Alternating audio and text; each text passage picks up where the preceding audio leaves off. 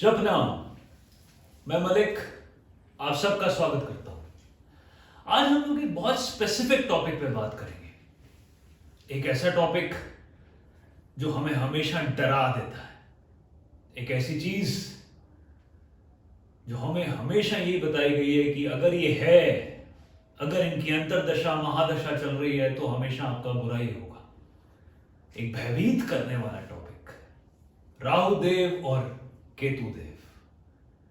आज मैं आपको ये बहुत सरलता से समझाऊंगा कि जब आप लोग अपनी कुंडली देखें तो आप ये जान पाए कि महादशा में और अंतरदशा में, राहु देव की महादशा में और राहु देव की अंतरदशा हो या केतु देव की महादशा हो या केतु देव की अंतरदशा हो, तो आपको सकारात्मक फल मिलेगा या नकारात्मक फल मिलेगा। ये बहुत आसान तरीका है, आप इसको समझिए, आप बाहर कहीं मत जाइए।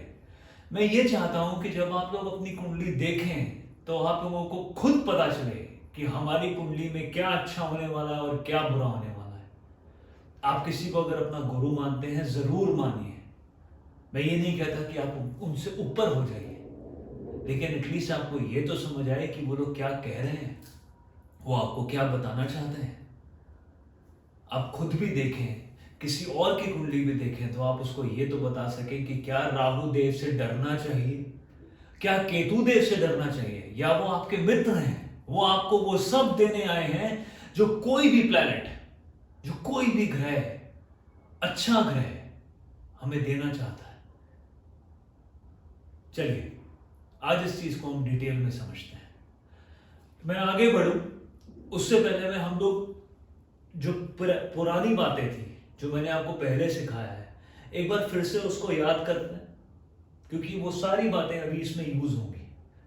तो आप लोगों को पीछे जाने की जरूरत नहीं पड़ेगी, पिछले एपिसोड्स देखने की जरूरत नहीं पड़ेगी, सब कुछ इसी में आ जाएगा। तो आपको बहुत अच्छी तरह, बहुत आसानी से समझ आएगा सब कुछ। तो मैंने आपको ये बताया कि हमारी 12 राशियां होती हैं और उन 12 राशियों के मालिक होते हैं जो हमारे ग्रह होते हैं। एक बार दोबारा से देखते हैं।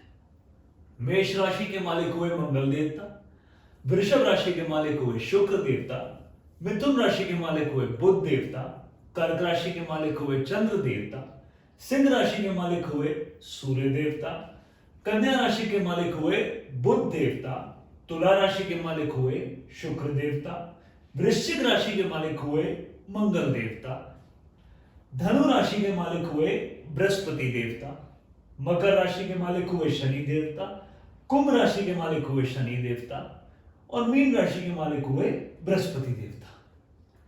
अब चंद्र देवता और सूर्य देवता को सिर्फ एक राशि का मालिक बनाया गया है और बाकी सभी ग्रह को दो दो राशियों का मालिक बनाया गया है, ये हम लोग जानते हैं। अब मैंने आपको यह भी बताया कि देव ग्रह क्या होते हैं और दानव ग्रह कौन से होते हैं। तो हमारे देव ग्रह होते हैं बृहस्पति देवता, चंद्र देवता, मंगल देवता, सूर्य देवता, ये हमारे देव ग्रह में आते हैं। हमारे दानव ग्रह में आते हैं शुक्र देवता, शनि देवता, राहु देवता, केतु देवता। अब जो बुध देवता हैं, जो हमारे कुमार ग्रह हैं, उनकी मित्रता देव ग्रह से भी है और दानवों ग्रह से भी है, लेकिन दानव ग्रह और देव ग्रह इन दोनों में अति शत्रुता है। अब बुध देवता शुक्र देवता के भी मित्र हैं, शनि देवता के भी मित्र हैं, राहु देवता के भी मित्र हैं, केतु देवता के भी मित्र हैं। अब अगर हम देव की तरफ आते हैं तो बुध देवता बृहस्पति देव और सूर्य देव के मित्र हैं, लेकिन मंगल देव और चंद्र देवता के अति शत्रु हैं। इसीलिए मैंने बुध देवता को बीच में लिखा है। वो देव ग्रह भी हैं जो बृहस्पति देव और सूर्य देव, उनके भी मित्र हैं, लेकिन जितने भी दानव ग्रह हैं उन सभी के मित्र हैं। तो ये जो हम पहले सीख चुके हैं, ये हम लोगों ने वापस से एक बार याद कर लिया। राशियां, उनके मालिक, देव ग्रह, दानव ग्रह। अब आप ये याद देखिए, जो राहु देव है और केतु देव है, उनके मित्र कौन है? उनके मित्र हैं बुध देव, शुक्र देव और शनि देव। ये जो तीन ग्रह हैं ये राहु देव और केतु देवता के मित्र हैं। बाकी सभी जो देव ग्रह हैं वो राहु देवता और केतु देवता के शत्रु हैं। अब हम ये जानते हैं कि राहु देवता उच्च के कहां होते हैं और नीच के कहां होते हैं। ये जो मैं आपको बताने जाता हूं, उच्च और नीच, जो मैंने आपको पहले भी एक वीडियो में बताया था कि कौन सा ग्रह कौन सी राशि में उच्च का होता है, घर में नहीं, राशि में। राशि हम कैसे देखते हैं, हमारी कुंडली में जो नंबर लिखे हैं वो है राशि। उसके हिसाब से वो घर कोई भी हो सकता है। वो यहां पे किसी की कुंडली में अगर 1 नंबर लिखा है या 2 लिखा है, जरूरी नहीं है कि सबकी कुंडली में ऐसा ही लिखा हो। किसी का 1 हो सकता है, किसी का 5 हो सकता है, होगा 1 से 12 के बीच में। तो हमारा लगन किसी भी नंबर से स्टार्ट हो सकता है। और ग्रह हमारा कहीं भी इन 12 घरों में से कहीं भी बैठ सकता है। तो वो जिस राशि में उच्च का होता है वो राशि कहीं भी हो सकती है। उसी तरह राहु देवता वृषभ राशि और मिथुन राशि में, मतलब कि 2 नंबर और 3 नंबर। अब जब आप लोग अपनी कुंडली खोलेंगे तो आपकी कुंडली में अगर 2 नंबर जहां लिखा है या 3 नंबर जहां लिखा है वहां पे राहु देवता बैठे हैं तो वो उच्च के होंगे। वो आपको सदैव, वो बाध्य है कि वो आपको हमेशा ही पॉजिटिव रिजल्ट देंगे। उसी तरह राहु देव वृश्चिक में और धनु में नीच के हो जाते हैं। वृश्चिक और धनु मतलब 8 नंबर और 9 नंबर में राहु देव नीच के हो जाएंगे तो वो आपको नेगेटिव रिजल्ट देंगे। उसी तरह केतु देवता वृश्चिक में और धनु में उच्च के हो जाएंगे। 8 नंबर और 9 नंबर में उच्च के और वृषभ और मिथुन में नीच के। अब आप इस चीज को ध्यान से देखो, राहु देवता और केतु देवता हमेशा आमने सामने होते हैं। उनके बीच में हमेशा 7 घर का डिफरेंस होगा, हमेशा। बाकी घरों में, बाकी जो ग्रह होते हैं उनमें ऐसा कोई स्टैंडर्ड नहीं होता है, लेकिन राहु देव और केतु देव सदैव आपको आमने सामने मिलेंगे 180 डिग्री पे। इसीलिए जहां पे राहु देव उच्च के हो रहे हैं वहीं पे केतु देव नीच के हो रहे हैं। देखा, राहु देव वृषभ और मिथुन राशि में, मतलब कि 2 और 3 नंबर में उच्च के हो रहे हैं, हमें पॉजिटिव रिजल्ट दे रहे हैं। वहीं केतु देव उसी राशि में नीच के हो रहे हैं, हमें नेगेटिव रिजल्ट दे रहे हैं। अगर राहु देव 2 में बैठे हैं तो केतु देव 8 में बैठे होंगे। अगर राहु देव 8 में बैठे हैं तो केतु देव 2 में बैठे होंगे, हमेशा आमने सामने होंगे। तो जहां पे राहु देव उच्च के हो रहे हैं वहां पे केतु देव नीच के हो रहे हैं, और जहां पे राहु देव नीच के हो रहे हैं 8 और 9 नंबर में, वहीं केतु देव उच्च के हो रहे हैं, वहीं केतु देव हमें पॉजिटिव रिजल्ट दे रहे हैं। यह हमेशा आमने सामने रहेंगे। अगर राहु देव यहां बैठे हैं तो यहां से आप 7 गिनिए, 1 2 3 4 5 6 7, तो केतु देव यहां बैठे होंगे। देखो, ये अगर राहु देव बैठे हैं तो केतु देव यहां बैठे होंगे। वहीं पे इसको मैं मिटा देता हूं। अगर राहु देव यहां बैठे हैं, यहां, तो केतु देव कहां बैठे होंगे? 1 2 3 4 5 6 7,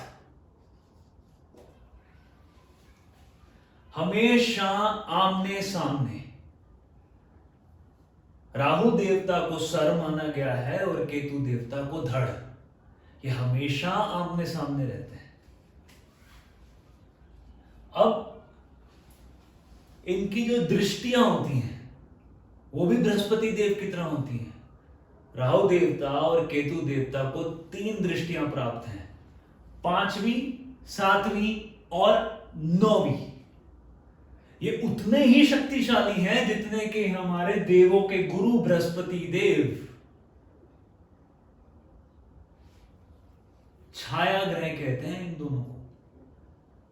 दृष्टि बताई मैंने आपको। अब जब भी राहु देव मित्र राशि में होंगे, तो राहु देव के मित्र कौन हुए?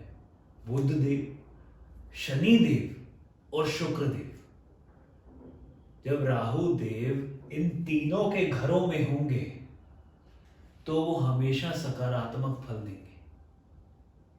यही चीज केतु देवता के लिए भी है, क्योंकि केतु देवता और राहु देवता के दोनों के मित्र एक ही हैं। तो राहु देव और केतु देव जब भी मित्र राशि में बैठे होंगे, मतलब कि बुध देव की, शुक्र देव की, शनि देव की, तो वो आपको पॉजिटिव रिजल्ट देंगे। अगर वो किसी शत्रु की राशि में बैठे हैं तो वो आपको नेगेटिव रिजल्ट देंगे। लेकिन हमें इसका एक ध्यान रखना पड़ेगा। अब मान लीजिए कि राहु देव अपनी मित्र की राशि में बैठे हैं, शनि देव की, लेकिन अगर शनि देव छठे, 8वें और 12वें में बैठे हैं, जो उस राशि के मालिक हैं, तो राहु देव हमको नेगेटिव रिजल्ट देंगे। तो इसका मतलब यह हुआ कि राशि का जो मालिक है उसकी भी हमको स्थिति देखनी पड़ेगी कि वो कौन से घर में बैठा है। अगर वो मालिक ही नेगेटिव घर में बैठा है तो वो हमको पॉजिटिव रिजल्ट नहीं देगा। उसके घर में जो भी जाएगा वो हमको नेगेटिव रिजल्ट ही देगा। तो इस चीज को मैं आपको एक एग्जांपल से समझाता हूं। उससे पहले, अगर राहु देव तीसरे घर में, छठे घर में या 11वें घर में बैठे हैं तो वो हमेशा आपको पॉजिटिव रिजल्ट देंगे। तीसरे घर का मतलब हुआ ये वाला घर। ये वाला घर होता है हमारा खूब मेहनत का घर, पराक्रम का घर। तो राहु देव आपको इतनी शक्ति देंगे अंदर से कि आप बहुत मेहनत कर सके, आपकी मेहनत करने की क्षमता को बढ़ा देंगे। अब छठे घर में राहु देव बैठे हैं तो राहु देव आपको कॉम्पिटिशन्स में जिताएंगे। जो कॉम्पिटिशन्स के हम एग्जाम्स देते हैं, आईपीएस, आईएफएस, आईआईटी, जो भी इंजीनियरिंग के हो गए, मेडिकल के हो गए, जो कॉम्पिटिशन्स के हमारे एग्जाम्स हैं, वहीं पे हमें रोग, रिपू, ऋण, इन सबसे राहु देवता बचाएंगे। और 11वें घर में जो भी ग्रह आता है बुरा या दानव ग्रह, वो हमेशा सदैव सदैव सदैव पॉजिटिव रिजल्ट्स ही देता है। ये सारी बातें अब मैं आपको एक एग्जांपल से समझाता हूं। हाँ, अगर राहु देव 8वें और 12वें में है तो वो नेगेटिव रिजल्ट देंगे। देखिए, ये है, हम वृषभ लगन की कुंडली लेके इस चीज को समझते हैं। तो अगर वृषभ लगन की कुंडली है तो वो हमारा स्टार्ट होगा 2 नंबर से। यहां लिखा होगा 2, 3, 4, 5, 6, 7, 8, 9, 10, 11, 12, 1। ये तो हम सब जानते हैं। यहां अगर 2 लिखा है तो 2, 3, 4, 5। अब यहां अगर 3 लिखा है तो 3, 4, 5, 6, 7, 8। अगर राहु देव यहां बैठे हैं तो केतु देवता यहां बैठे होंगे। अब राहु देवता वृषभ लगन के कुंडली में उच्च के हो गए, और उसी तरह केतु देवता भी उच्च के हो गए। अब जब भी इनकी महादशा अंतरदशा आएगी, राहु देव की अगर मान लो अंतरदशा चल रही है या महादशा चल रही है, ये सदैव हमें पॉजिटिव रिजल्ट ही देंगे।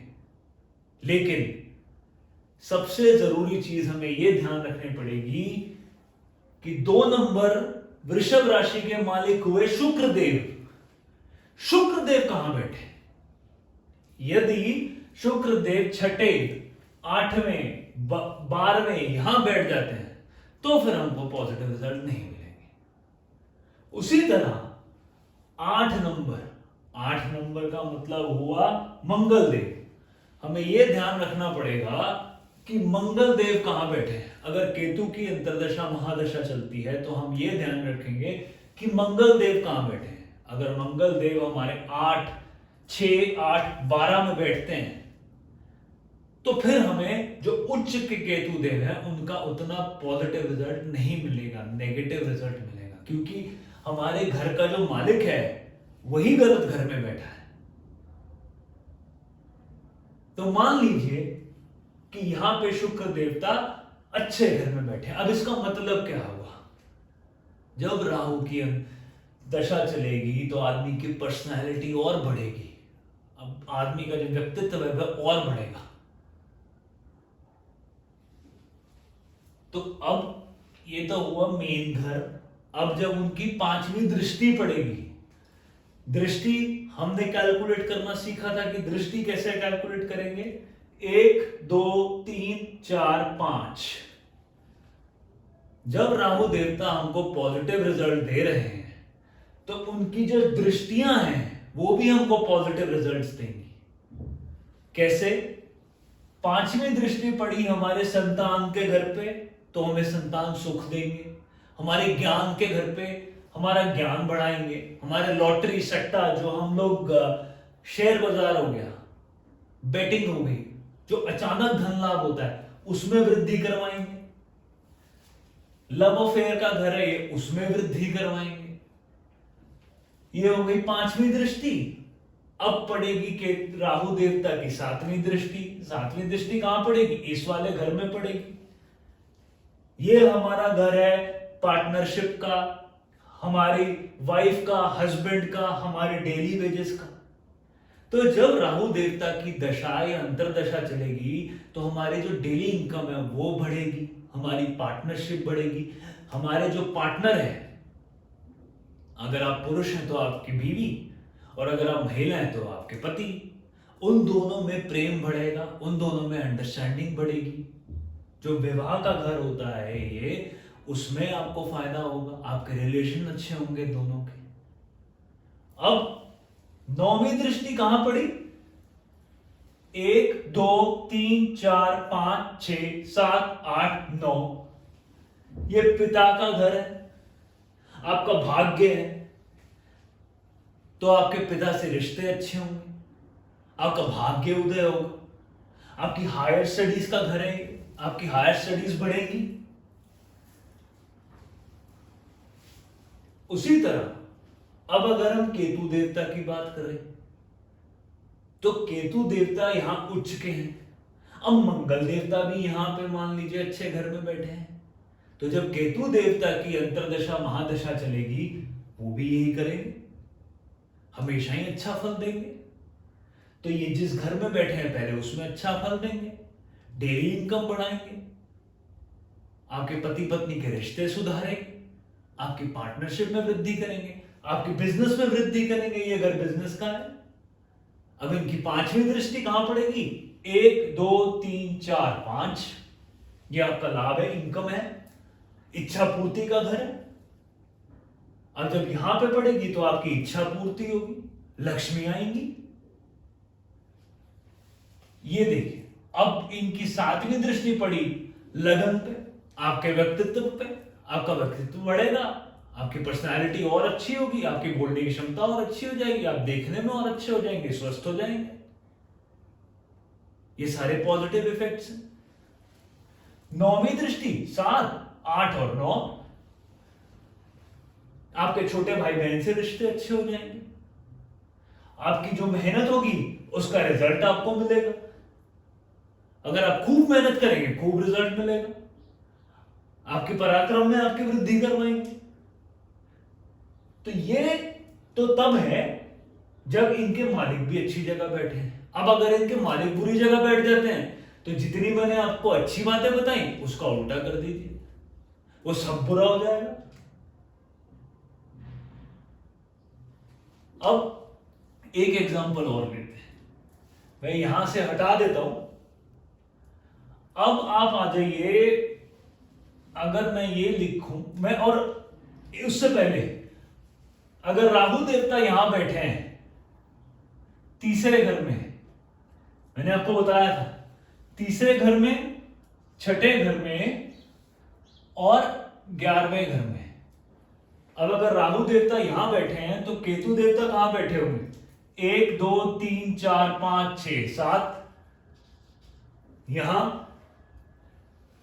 पे 1 2 3 4 5 6 7, यहां 1 2 3 4 5 6 7, यहां भी राहु और केतु देवता आपको सदैव अच्छा फल ही देंगे। वो हमेशा यहां पे बैठे होंगे तो आपकी मेहनत में वृद्धि करवाएंगे, छोटे भाई बहन से रिश्ते ठीक करवाएंगे। यहां बैठे होंगे तो कॉम्पिटिशन्स क्लियर करवाएंगे। केतु देवता वहां बैठे हैं तो आपको मोक्ष की तरफ ले जाएंगे, आपके खर्चे कम करवाएंगे, जो हॉस्पिटल्स के खर्चे हैं वो सब कम करवाएंगे। यहां पे राहु देवता बैठे आपकी इनकम बढ़ाएंगे, आपकी इच्छा पूर्ति करवाएंगे।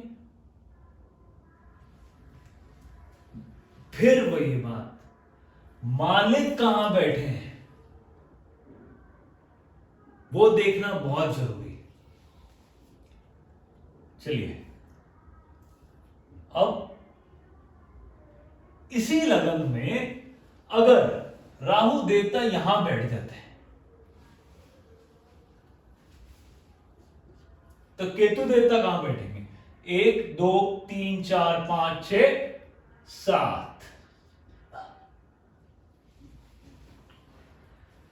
अभी देखिए राहु देवता बैठ गए कर्क राशि में। अब कर्क राशि के मालिक कौन हुए? चंद्र देवता। अब आप इस चार्ट पे आ जाइए।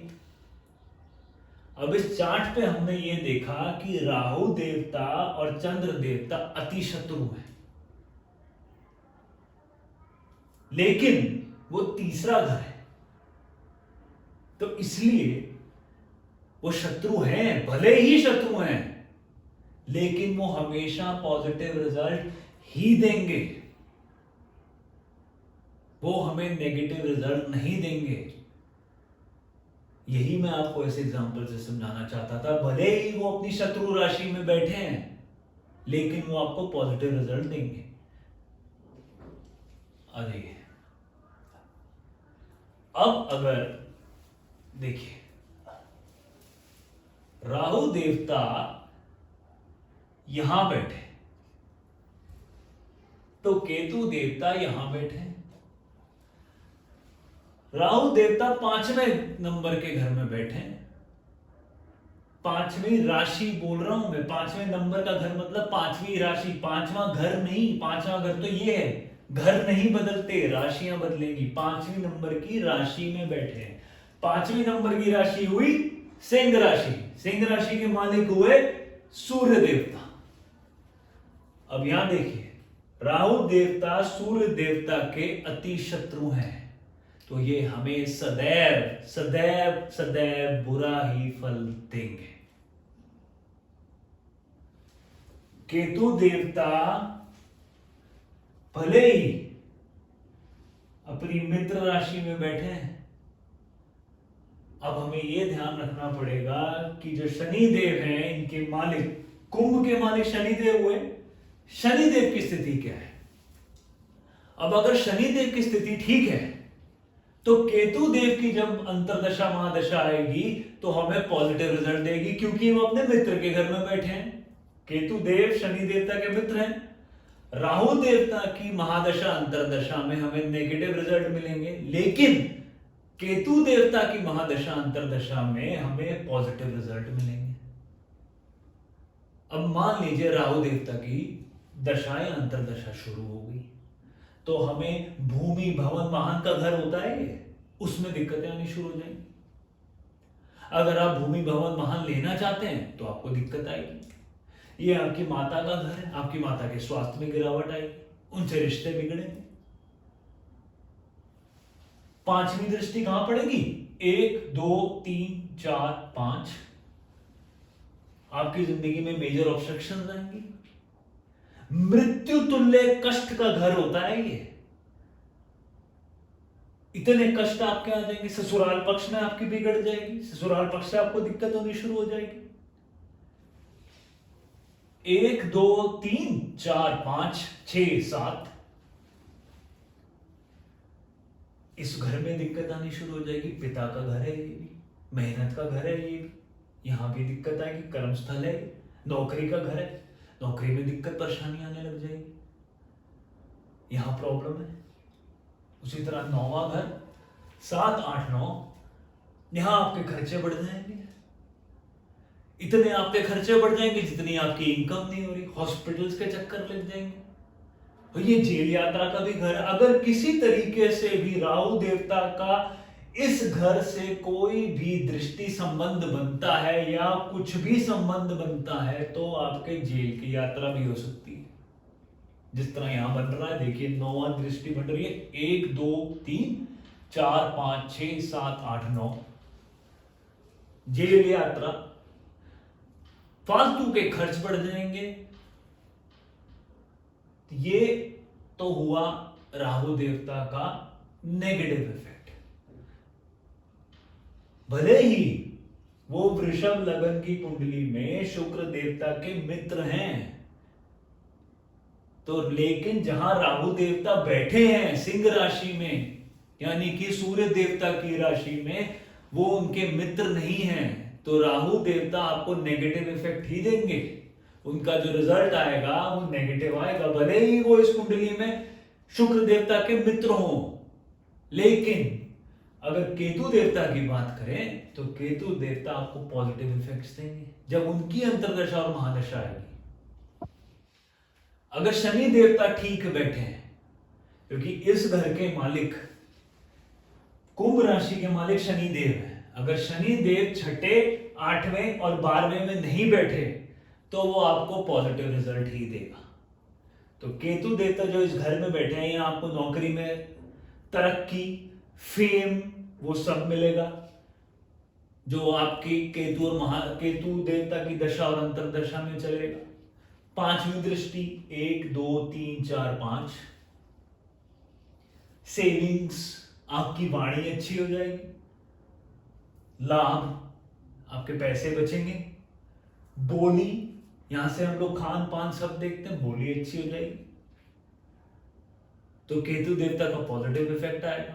7वां घर यहां पे आया, भूमि भवन वाहन वो सब मिलेगा। वहीं अब आप देखिए जहां पे केतु देवता इस घर में खराब इफेक्ट, राहु देवता सॉरी, इस घर में खराब इफेक्ट दे रहे थे, केतु देवता वहीं अच्छा इफेक्ट दे रहे हैं। 9वीं दृष्टि आपके यहां पड़ी तो आपके जो कॉम्पिटिशन है वो क्लियर हो गए। अगर आपके रोग रेपो ऋण हैं वो उतर जाएगा, दुश्मन परास्त हो जाएंगे, कोई बीमारी है तो वो दूर हो जाएगी। तो अब आप इससे ये समझे कि हमें राहु देवता और केतु देवता किस तरह का रिजल्ट देंगे। वो जिस घर में बैठे होंगे, मित्र के घर में बैठे होंगे तो वो सकारात्मक रिजल्ट देंगे, लेकिन मित्र की हमें स्थिति भी चेक करनी पड़ेगी। और शत्रु राशि में बैठे होंगे तो सदैव नकारात्मक रिजल्ट ही देंगे। उनकी दृष्टियां आपने देख ली, 5वीं 7वीं और 9वीं। तो अब आप जब भी अपनी कुंडली खोलें तो भयभीत ना हो। कोई भी आपको कुछ भी बोलता है उस पे मत जाएं। अब मैंने आपको एक बहुत सरल तरीके से समझा दिया है कि आप राहु देवता और केतु देवता के रिजल्ट अपनी कुंडली में कैसे देख सकते हैं। सदैव इसी तरीके से देखें, बहुत सरल तरीका है, बहुत सटीक तरीका है। आप करके देखिए, दूसरों की बात मत सुनिए। आज के लिए इतना ही। जप नाम।